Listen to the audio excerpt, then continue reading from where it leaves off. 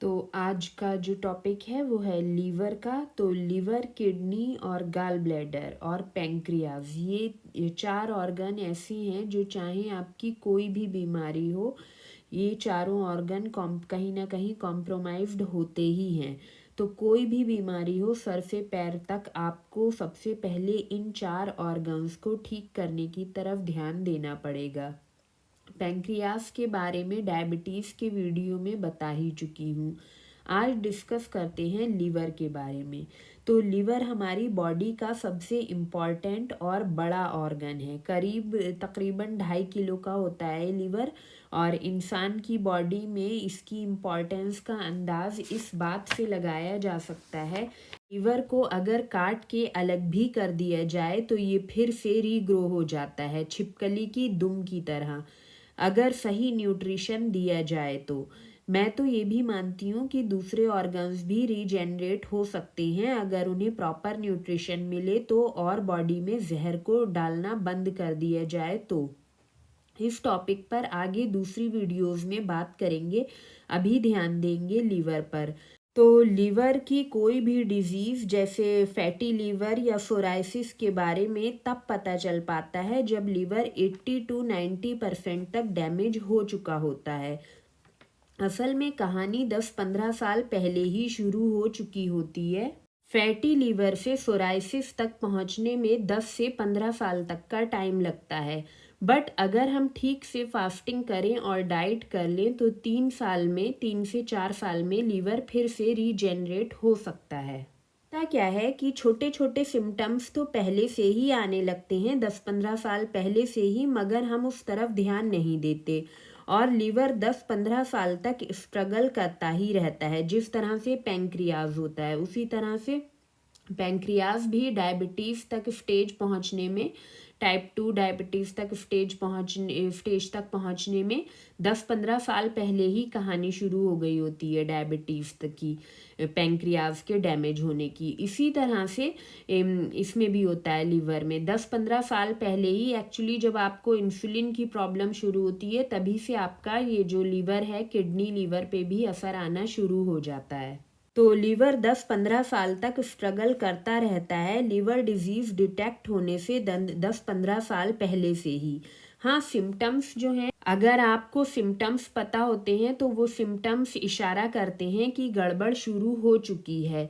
But हमें या तो उन सिम्टम्स की जानकारी नहीं होती है या हम इग्नोर करते रहते हैं बड़ी प्रॉब्लम आने तक। तो फैटी लीवर का मतलब है कि आपके लीवर के ऊपर फैट ज़्यादा जमा हो जाता है और फिर वो फैट अपने अंदर फैट सॉल्युबल टॉक्सिन्स भी जमा करता है। हालांकि हमारे लीवर का काम होता है बॉडी से टॉक्सिन्स को अलग करके बाहर निकालना, तो हम उल्टा सीधा खाकर उसे इतना कमज़ोर कर देते हैं कि वो फिर ठीक से अपना काम नहीं कर पाता। दूसरी तरफ सोराइसिस एक ऐसी स्टेज है जहां लीवर पूरी तरह लगभग सड़ ही चुका होता है और उसके सेल डैमेज होने लगते हैं, जिसके लिए डॉक्टर बताते हैं कि लीवर ट्रांसप्लांट कराना पड़ेगा। तो उसके लिए आपको किसी के मरने का इंतज़ार करना पड़ेगा कि अगला मरे तो हम उसके लीवर पर कब्ज़ा जमा लें, और कई बार ट्रांसप्लांट जो होते हैं वो फेल भी हो जाते हैं, क्योंकि बॉडी दूसरे की बॉडी का कोई भी पार्ट इतनी आसानी से एक्सेप्ट नहीं कर पाती, और अगर एक्सेप्ट कर भी लेती है तो अगर आप फिर उल्टा सीधा खाओगे तो फिर वही प्रॉब्लम खड़ी हो जाएगी, और फिर पैसा कितना खर्च होगा वो तो एक अलग ही कहानी है, और गरीब इंसान तो इतना अफोर्ड भी नहीं कर सकता है। तो अगर हम अपने खान पान पर ध्यान दे लें, अगर आपको सिम्टम्स शुरुआत में पता चल जाते हैं, आप शुरू में ही अलर्ट हो गए और आपने अपनी डाइट की तरफ ध्यान दे लिया, तो आप पूरी तरह से अपने लीवर को वापस अच्छी कंडीशन में ला सकते हैं। हाँ, कंडीशन के हिसाब से टाइम लग सकता है, जैसे लीवर को पूरी तरह रीजेनरेट होने में कम से कम 3 से 4 साल लग सकते हैं अगर बहुत ज़्यादा सोराइसिस तक कहानी आपकी पहुंच गई है, क्योंकि सोराइसिस जो होता है वो एक एंड स्टेज लीवर डिजीज़ होता है। तो इस तरह क्योंकि वो बिल्कुल ही उसके सेल डैमेज होना स्टार्ट हो जाते हैं तो फिर सेल्स को रीजेनरेट होने में थोड़ा सा टाइम लगता है। तो धीरे धीरे करके 3 से 4 साल में आपको पूरा नया लीवर मिल सकता है अगर आप डाइट पर अच्छे से ध्यान दे लो। और अगर सिर्फ फैटी लीवर ही है तो फिर 15 डेज़ में ही आप 50% तक फैट कम कर सकते हो। अगर सही से डाइट और फास्टिंग कर लो तो सिर्फ 15 डेज़ लगेंगे और आपका जो लीवर पे से जो फैट जमा हुआ है वो 50% तक आपका कम हो जाएगा। बाकी का 50% ठीक होने में लगभग 1 साल लग जाएगा। तो सबसे पहले जानते हैं शुरुआती सिम्टम्स के बारे में, क्योंकि अगर आप जल्दी जाग जाओगे तो कम से कम सोराइसिस जैसी एंड स्टेज तक नहीं पहुंचोगे। अगर सोराइसिस भी हो गया है तब भी जैसे मैं बता रही हूँ उस तरीके से डाइट फॉलो करोगे तो इंशाल्लाह जल्दी ही रिकवर कर जाओगे। और थोड़ा सा टाइम इसमें ज़्यादा लग सकता है अगर कंडीशन बहुत ज़्यादा ख़राब है, मगर फिर भी ठीक हो ही जाएगा अगर आप ठीक से डाइट और फास्टिंग कर लेते हो तो। सबसे पहले बात करते हैं, अगर आपको लिवर की कोई प्रॉब्लम है तो आपको क्या क्या सिम्टम्स आ सकते हैं। तो सबसे पहले तो येलो स्किन जो है उसका रंग पीला पड़ने लगता है, आंखें पीली होना, हथेलियाँ लाल होना, हथेली तलवों में खुजली होना, लाल और सूजी हुई नाक, ये जो है ये सोराइसिस का सिम्टम है। सोराइसिस जब होता है तो आपकी नाक जो है वो लाल और सूजी हुई रहने लगती है। उसके अलावा स्किन प्रॉब्लम्स जैसे पिगमेंटेशन, स्किन पर दाग धब्बे जो कि विटामिन सी की कमी से भी होते हैं। के अलावा गाल लाल रहना, बाल झड़ना, रूखे सूखे और पतले बाल होना, स्किन पर झुर्रियाँ होना, स्किन पतली हो जाना, जैसे पेपर की तरह बहुत लोगों की स्किन लगती है, ख़ास तौर से बूढ़े लोगों में हो जाता है ये, लेकिन उससे पहले भी अगर आपको यंग हैं और आपकी स्किन बहुत ज़्यादा पतली हो रही है मतलब आपको लीवर डिजीज़ है। इसके अलावा स्पाइडर वेन्स, एस्ट्रोजन का हाई हो जाने से भी होती हैं स्पाइडर वेन्स, और लीवर की प्रॉब्लम से भी होती हैं। के अलावा आईलिड्स, पलकों पर आपकी सफ़ेद धब्बे या फिर सफ़ेद दाने छोटे छोटे उभरना जो कि एक्स्ट्रा कोलेस्ट्रॉल की वजह से होते हैं, और कोलेस्ट्रॉल की प्रॉब्लम जो होती है वो लीवर से ही आती है। उसके अलावा स्किन पर पर्पल या फ्लैट बम्प्स होना, जैसे पर्पल जो होते हैं हल्के हल्के छोटे छोटे बम्प्स हो जाते हैं स्किन पर, वो भी एक लिवर डिजीज़ का आपका सिम्टम है। स्किन का कलर एक जैसा ना होना, कहीं से डार्क होना कहीं से हल्का होना, बालों में खुश्की या सफ़ेद पपड़ी जमना जिसके जिसके डैंड्रफ जिसे बोलते हैं। उसके अलावा चेहरा जो है चपटा सा लगना, पेट पर चर्बी होना, तोंद आगे आना फैटी लिवर के साइन हैं। उसके अलावा जॉइंटिस रहना या पीलिया रहना और एक्जिमा होना, एक्जिमा भी आपका लिवर डिजीज़ का ही साइन होता है। तो अगर आपके अंदर ये सभी सिम्टम्स दिख रहे हैं तो आपको लीवर प्रॉब्लम है, आपको उस पर काम करना पड़ेगा, तभी आप एक हेल्दी और ख़ूबसूरत बॉडी पा सकते हो। और जब लीवर ठीक कर लोगे तो वेट लॉस तो अपने आप हो ही जाएगा। के अलावा अगर आपको थायराइड की प्रॉब्लम है तो भी आपको लीवर पर ही काम करना पड़ेगा, क्योंकि T4 से T3 का जो कन्वर्ज़न होता है वो 80% लीवर में ही होता है, बाकी 20% किडनी में होता है। इसके अलावा अगर विटामिन डी की कमी है आपके अंदर और धूप में बैठते हैं, साथ में सप्लीमेंट भी ले रहे हैं, फिर भी विटामिन डी की कमी है, एक्चुअली सप्लीमेंट कोई सॉल्यूशन होता नहीं है, फिर भी बहुत से लोग लेते हैं जिसका कि किडनी पर भी बहुत बुरा असर है। बहुत ज़्यादा अगर आप रेगुलर लोगे तो किडनी पर भी असर पड़ता है सप्लीमेंट्स का बुरा, और आपकी बोन्स भी कमज़ोर होने लगती हैं। अगर सारे जतन करने के बाद भी आपका विटामिन डी जो है कम है, इसका मतलब है आपका लीवर कमज़ोर है, क्योंकि कोलेस्ट्रॉल की मदद से लीवर और किडनी जो है ये विटामिन डी बनाते हैं। तो अगर आप अपने लिवर और किडनी को ठीक कर लेते हो तो ऑटोमेटिकली आपकी विटामिन डी की कमी की प्रॉब्लम जो है वो सॉल्व हो जाएगी, आपको कोई भी बाहर से सप्लीमेंट लेने की ज़रूरत नहीं पड़ेगी। इसके अलावा आपके सेक्स हार्मोन्स को जैसे एस्ट्रोजन और टेस्टोस्टेरोन को रेगुलेट करता है, तो सेक्स से रिलेटेड प्रॉब्लम है या हार्मोन्स इम्बैलेंस हैं तो वहाँ भी लीवर पर ही काम करना पड़ेगा। इसके अलावा अगर आपका लीवर कॉम्प्रोमाइज्ड है तो आपको जितना चाहिए उतना बाइल नहीं मिल पाता, क्योंकि बाइल आपके लिवर में ही बनता है, लिवर कमज़ोर होगा तो फिर बाइल नहीं बन पाएगा प्रॉपर। और बाइल जो होता है वो एक डिटर्जेंट की तरह होता है जो फैट को स्मॉल पार्टिकल्स में तोड़कर बॉडी के लिए यूज़ करने के लायक बनाता है। तो बाइल जो है वो बनता तो लीवर में है और स्टोर होता है गॉल ब्लैडर में, जहाँ ये फैट को तोड़कर बॉडी के यूज़ करने के लायक बनाता है।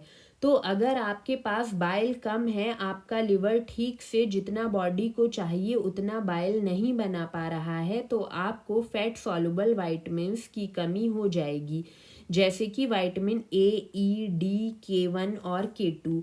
उसके अलावा ओमेगा 3 फैटी एसिड्स, इन सब की आपके अंदर कमी रहेगी ही, क्योंकि ये सभी फैट सॉल्युबल वाइटमिन्स हैं और आपका फैट जब तक ब्रेक नहीं होगा ये सब आपके बॉडी जो है इन सबको यूज़ नहीं कर पाएगी। आप अपने फूड से इन सभी वाइटमिन्स को एब्जॉर्ब नहीं कर पाओगे और आपके अंदर इन सभी की कमी बनी ही रहेगी। तो पित्ते या गॉल ब्लैडर का कितना इम्पॉर्टेंट रोल है आपकी हेल्थ में, ये आपको पता चल गया होगा। और अगर अक्सर देखा जाता है कि अगर गाल ब्लैडर में पथरी हो जाती है तो डॉक्टर जो होते हैं वो ये कहकर कि ये जो है गाल ब्लैडर किसी ख़ास काम का नहीं होता है, आपका गाल ब्लैडर निकाल के फेंक देते हैं।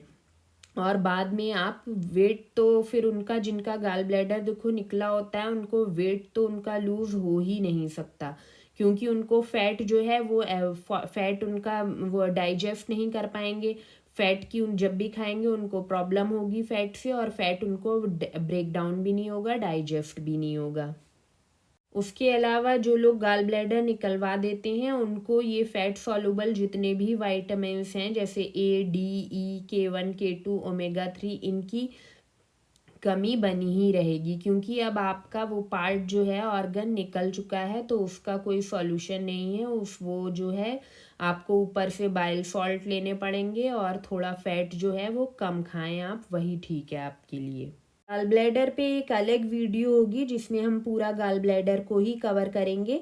यहाँ बस इतना ही। और अगर आपका लिवर जो है बाइल कम बना रहा है तो आपको हाई रिस्क होता है कि पित्ते या गाल ब्लैडर में पथरी हो जाए, क्योंकि बाइल कम है तो आपका फैट को ब्रेक नहीं कर पाते हो और वो कोलेस्ट्रॉल की फॉर्म में इकट्ठा होकर स्टोन का रूप ले लेता है। तो अगर आपके गाल ब्लैडर में स्टोन हो गया है तो इसका मतलब है कि आपका लिवर जो है प्रॉपर जितना चाहिए उतना बाइल नहीं बना पा रहा है। तो अगर आप बाइल का प्रोडक्शन बढ़ा लेते हो तो आप इस एक बाइल का प्रोडक्शन और एक आपके प्रोटीन मेटाबॉलिज्म, इन दो चीज़ों पे काम कर लेते हो तो बहुत ज़्यादा चांसेस हैं कि आपको इस गाल ब्लैडर की पथरी से निजात मिल जाए और आपको गाल ब्लैडर बाहर ना निकलवाना पड़े, क्योंकि वो कोई सॉल्यूशन नहीं है। बट डॉक्टर जो है उनका तो यही सॉल्यूशन है कि कोई ऑर्गन अगर थोड़ा बहुत उसमें प्रॉब्लम हो गई है तो उसे काट के बाहर निकाल दो या इस तरीके की कोई बेवकूफ़ी भरे ट्रीटमेंट करो।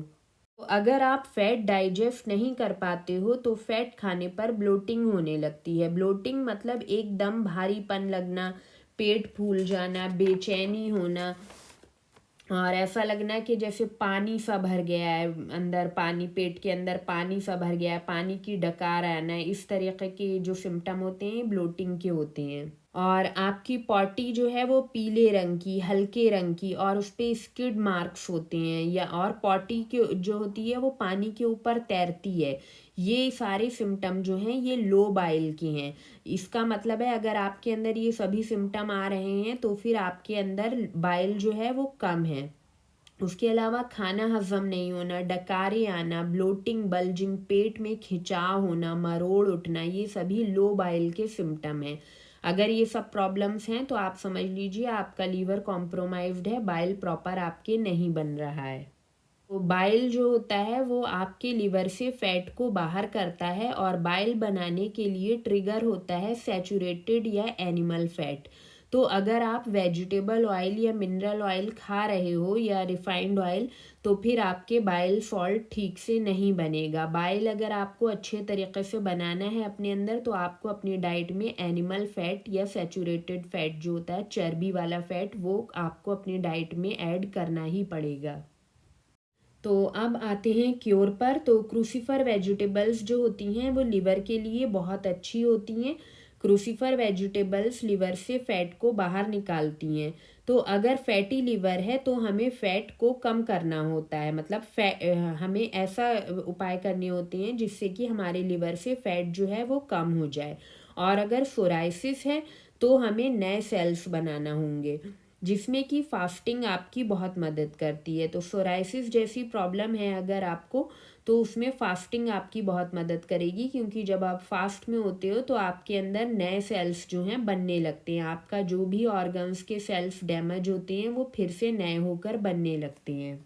तो लिवर को ठीक करने के लिए, लिवर से फैट हटाने के लिए आपको क्रूसीफर वेजिटेबल जैसे केल, सरसों, शलजम, फूल गोभी, पत्ता गोभी, बक चोय थोड़ी क्वांटिटी में आपके खाने में होना चाहिए। तो लिवर के लिए जो मैंने ग्रीन जूस की रेसिपी दी है वो बेस्ट है, वो आपके लिवर के लिए भी बहुत अच्छी है, किडनी के लिए भी बहुत अच्छी है। उसके अलावा अगर आपके स्टोन है किडनी में या फिर गाल ब्लैडर में, उसके लिए भी वो रेसिपी बहुत अच्छी है। वो जिस तरीके से बनाई गई है उसमें जो इंग्रेडिएंट हैं वो आपके लिवर और किडनी के लिए बहुत अच्छे हैं। बाकी मैंने थोड़ी फर्मेंटेड ये जो कैबेज वगैरह है इसकी दे रखी है रेसिपी। तो अब मैं पहले बता देती थी फर्मेंटेड फूड, लेकिन सावर क्राउट वगैरह, मगर ये जो चीज़ें हैं ये कई बार बहुत से लोगों को बहुत बुरी तरीके से फर्मेंटेड फूड और ये जो प्रोबायोटिक्स होते हैं बहुत बुरी तरह से रिएक्ट भी करते हैं। तो क्या करना है कि उसको स्टीम करके खा सकते हैं। तो स्टीम किस तरीके से करना है वो मैंने स्टीम्ड सैलेड करके भी वीडियो दे रखी है, वो बेस्ट होता है। कि अगर आप ये क्रूसीफर, पत्ता गोभी हो गया, ब्रोकली हो गया, अगर आप इसको थोड़ा सा स्टीम करके और अपने खाने में ऐड करें तो बहुत अच्छा है। थोड़ा सा चाहें तो सिरका डाल सकते हैं, मगर कोशिश करें ये सावर क्राउट और ये किमची वगैरह जो है ये ना खाएं तो ही बेहतर है। के अलावा जैसे मैंने पीछे बताया है, एनिमल फैट जो होता है वो बाइल के प्रोडक्शन के लिए एक ट्रिगर ही होता है। तो अगर आप एनिमल फैट अच्छे से खाओगे तो फिर आपका बाइल अच्छे से बनेगा। और इसके अलावा खाने में कार्बोहाइड्रेट या शुगर कम और प्रोटीन ज़्यादा लेना है। इसके अलावा खट्टा आपकी काफ़ी हेल्प करता है लिवर की प्रॉब्लम में, जैसे नींबू। मगर नींबू पानी नहीं पीना है कि सिर्फ पानी में सादा नींबू निचोड़ के ले लिया। तो नींबू जो है वो थोड़ा सा आप अपने ग्रीन जूस में डाल सकते हैं, मगर बहुत ज़्यादा नहीं डालना है कि खटास एकदम ऊपर को आ जाए। तो नींबू आप इस तरह से ले सकते हो, या फिर अगर ग्रीन टी एक टाइम पी रहे हो तो उसमें थोड़ा सा ले सकते हो। और फिर बता रही हूँ कि नींबू हाँ यहाँ दवा की तरह यूज़ करना है, लेकिन बहुत ज़्यादा नहीं लेना है। उसके अलावा अगर दाल वगैरह खा रहे हो तो आप उसमें भी थोड़ा सा डाल सकते हो, मगर थोड़ा थोड़ा ही डालना है, बहुत ज़्यादा नहीं। अगर बहुत ज़्यादा डालोगे तो वो फ़ायदे की जगह आपको नुकसान पहुँचाएगा। बस इतना होना चाहिए कि आपको टेस्ट बड को वो बहुत ज़्यादा खटास महसूस ना हो। इसके अलावा अगर खाने में प्याज की चटनी में अगर प्याज है, प्याज में थोड़ा सा नींबू और नमक डाल के जो चटनी बनती है वो ले सकते हो। तो इस तरह से 1 या 2 टाइम अपने खाने में नींबू इस्तेमाल कर सकते हो, तो वो आपको लिवर डिजीज़ से बाहर आने में बहुत ज़्यादा हेल्प करेगा। अलावा कच्चा आम जिसे कि अमिया कहते हैं, वो पकाकर या तो उसका थोड़ा सा आप पना बना लें, या फिर ऐसे ही उसे पकाकर उबाल कर उसमें काली मिर्च नमक डाल के थोड़ा सा ही खाना है, बहुत ढेर सा नहीं। मतलब अगर एक बड़े साइज़ का है तो उसके 4 पार्ट आप कर लीजिए, उसमें से एक पार्ट आप खाइए, बाकी फ्रिज में रख दीजिए और उसको मतलब 4 दिन तक उसको चलाइए। अगर आम जो है वो छोटा सा है तो पूरा खा लो, और अगर बड़ी बड़ी अमियाँ हैं आपके पास, अमियाँ उसको बोलते हैं, तो फिर कम से कम 3 या 4 दिन उसको चलाओ, थोड़ा थोड़ा करके रोज़ खा सकते हो। उसमें ऊपर से काली मिर्च नमक भी डाल सकते हो। अगर गरम गरम खाओगे, पकाकर जैसे ठंडा नहीं करोगे, गरम गरम खाओगे तो वो आपकी और ज़्यादा हेल्प करेगा और आपको सिट्रिक एलर्जी नहीं देगा। तो अगर खट्टा खा के आप सूज जाते हो खट्टा खाने से, तो यही कोशिश करो कि गरम खाओ, ठंडा मत खाओ। उसको ठंडा खा करके खाओगे तो वो जो उसका खटास है, सिट्रिक जो है वो एक्टिव हो जाएगा, सिट्रसपन उसका, और वो आपको नुकसान देगा। तो कोशिश यही करो कि गरम गरम खाओ। उसके अलावा खाने में अगर थोड़े से चने जो होते हैं वो ऐड करोगे, वो भी आपकी बहुत हेल्प करते हैं। तो भुना चना आप खा सकते हो, थोड़ी किशमिश ले सकते हो साथ में, या फिर चना दाल में या बेसन वाली कोई चीज़, इस तरीके की कोई चीज़ भी आप थोड़ी सी रोज़ ले सकते हो। थोड़ा सा ही लेना। सबसे अच्छा तो भुना चना ही होता है। थोड़ा सा किसी टाइम भूख के टाइम ले लिया, थोड़ी सी चाहो तो उसमें किशमिश भी डाल सकते हो, वरना ऐसे ही सादा सा एक मुट्ठी भर के बस खा लिया, काफ़ी हो गया। और इसके अलावा अगर सोराइसिस है तो सोराइसिस में इमली बहुत ज़्यादा हेल्प करती है। तो आप सोराइसिस में इमली की चटनी, जैसे सोंठ होती है इमली और खजूर की सोंठ बना के रख लिए, मैं रेसिपी दूंगी बनाऊंगी तो कैसे बनती है, वो थोड़ी सी आप खाने में खा सकते हो। उसके अलावा आप इमली की चटनी एक टाइम खा सकते हो, मगर बहुत ज़्यादा इमली भी नहीं खानी है, वरना वो भी खटास खट्टी होती है, नुकसान करेगी। तो थोड़ी सी ऐड कर सकते हो किसी भी टाइम। कोशिश करो शाम में मत खाओ कच्ची चटनी, खाना है तो पकी हुई खाओ। और दोपहर के टाइम कच्ची भी खाने के साथ खा सकते हो। उसके अलावा आप अपने खाने में थोड़ी सी दालचीनी ज़रूर ऐड करें। तो दालचीनी या तो जो आप खाना बना रहे हो उसमें डाल सकते हो, या फिर अपनी चाय में छोटा सा एक टुकड़ा डाल सकते हो दालचीनी का। वो क्या करती है, शुगर को काटती है बहुत जल्दी दालचीनी। इसके अलावा केल तो केल जो होती है वो भी शुगर को बहुत जल्दी काटती है, बॉडी से बाहर निकाल देती है शुगर को। तो केल जो है वो मैंने जूस में बता रखा है। अगर आपको मिल पाती है केल तो थोड़ी सी, ज़्यादा नहीं, बस एक मुट्ठी लेना है जूस में, ज़्यादा जूस नहीं पीना है, 200-250 ml बन जाए बस इतना लेना है आपको। तो केल जो है वो भी आप ज़रूर, अगर आपको मिल पाती है केल तो वो डालें, वरना फिर दूसरी कोई क्रूसीफर वेजिटेबल ले लें। मैंने ग्रीन जूस की रेसिपी में वो पूरा तरीका बता रखा है किस तरह से आपको बनाना है, कौन कौन सी वेजिटेबल्स आप ले सकते हो। अगर आपको वो वेजिटेबल जो मैंने उसमें ग्रीन जूस में बताई हैं नहीं मिलती हैं तो उनकी जगह और दूसरी कौन सी वेजिटेबल्स ले सकते हो, तो वो डाल के आप जूस बना सकते हो। वो जूस आपका फैटी लिवर हो, या फिर आपका पथरी की प्रॉब्लम हो गाल ब्लैडर में, या फिर आपको सोराइसिस हो, कोई भी प्रॉब्लम हो उससे बाहर निकालने में बहुत ज़्यादा हेल्प करेगा। तो वो वीडियो आप ज़रूर देखें। और लिवर ठीक करने के लिए भी शुगर को रोकना पड़ेगा, तो गेहूं चावल कम से कम खाएं। और गेहूं चावल का शुगर कंटेंट जो है वो अगर कभी कभी खाते भी हैं तो किस तरह से शुगर कंटेंट को उसके कम करना है, उसके लिए आप गेहूं और चावल कैसे, व्हीट रोटी कैसे खाएं और प्लेन राइस वाली वीडियो देखें। उसके अलावा दूध जो होता है, दूध बहुत जहर की तरह होता है लीवर के लिए, तो दूध नहीं लेना है। हाँ, मिल्क टी ले सकते हैं।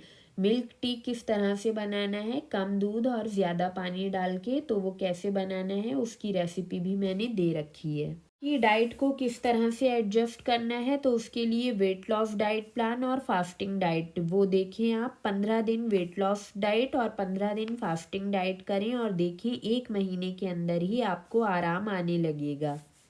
अच्छा, खट्टा बहुत ज़्यादा नहीं खाना है वरना स्वेलिंग हो सकती है। तो खट्टा जिस तरह से बताया है उसी तरह से खाना है, दिन में 2-3 बार ले सकते हैं थोड़ा थोड़ा करके।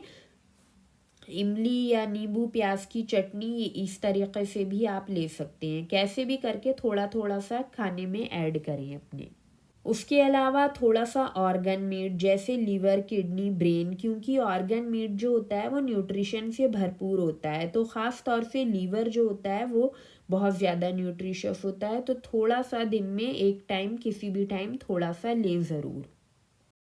अच्छा, इसके अलावा अगर आप वीगन डाइट पे हो तो फिर आपको लीवर को हील करने में प्रॉब्लम आएगी, क्योंकि वीगन के साथ बहुत बड़ी प्रॉब्लम ये है कि वीगन क्योंकि एनिमल फूड बिल्कुल भी नहीं लेते हैं, अब वेजिटेबल में भी वेजिटेबल्स भी इतनी नहीं खा पाते हैं, तो वो क्या करते हैं, वीगन भी और वेजिटेरियंस भी, वो फिर भर भर के फ्रूट्स खाते हैं हर टाइम। और फ्रूट्स के अंदर जो शुगर होती है वो आप मॉर्निंग टाइम में या दिन में 1-2 बजे, 2-3 बजे तक तो डाइजेस्ट कर लेते हो, बट उसके बाद जैसे ही सूरज थोड़ा सा नीचे चला जाता है फिर वही शुगर जो होती है पॉइजन का काम करती है लीवर के लिए। और क्योंकि इसमें फ्रूट्स में फ्रुक्टोज भी बहुत होती है, तो फ्रुक्टोज जो होती है वो लीवर में ही स्टोर होती है, तो इतनी ज़्यादा शुगर फिर लीवर को डैमेज करने लगती है। तो जिन्हें लीवर की प्रॉब्लम है वो फिर फ्रूट एक तो कम खाएं, बहुत ज़्यादा नहीं खाएं, क्योंकि फ्रूट्स में भी शुगर होती ही है, तो वो अगर बहुत ज़्यादा आप खाओगे तो आपके लीवर पे ज़्यादा ज़ोर पड़ेगा। तो एक तो कम खाएं फ्रूट्स, और फिर अगर खाते हैं तो फिर सुबह के टाइम मतलब सुबह 8-9 बजे के बाद से करीब 12-1 बजे तक खा के ख़त्म कर दें जो भी खाना है उन्हें। और बहुत ज़्यादा क्वांटिटी में भी ना खाएं कि 1-1 किलो 2-2 किलो लेके भर के खा रहे हैं। और शाम के टाइम अगर खाना है फ्रूट कोई भी, तो फिर उसको ध्यान रखें कि वो पका हुआ होना ही चाहिए।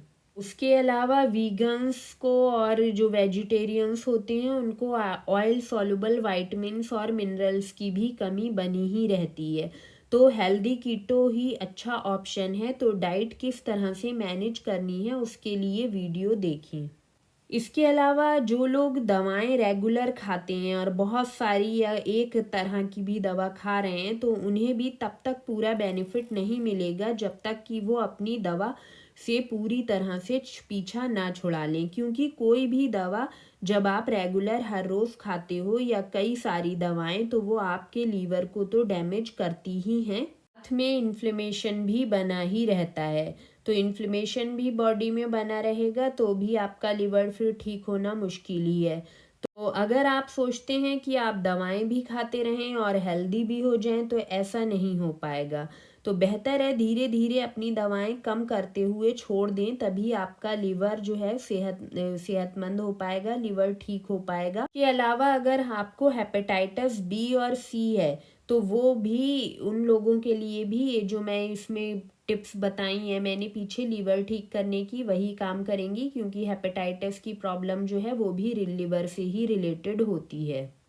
तो इस वीडियो से रिलेटेड जितनी भी वीडियोस हैं वो सब मैं डिस्क्रिप्शन बॉक्स में दे दूँगी, वो भी ज़रूर देखें। उससे आपको बहुत ज़्यादा हेल्प मिलेगी।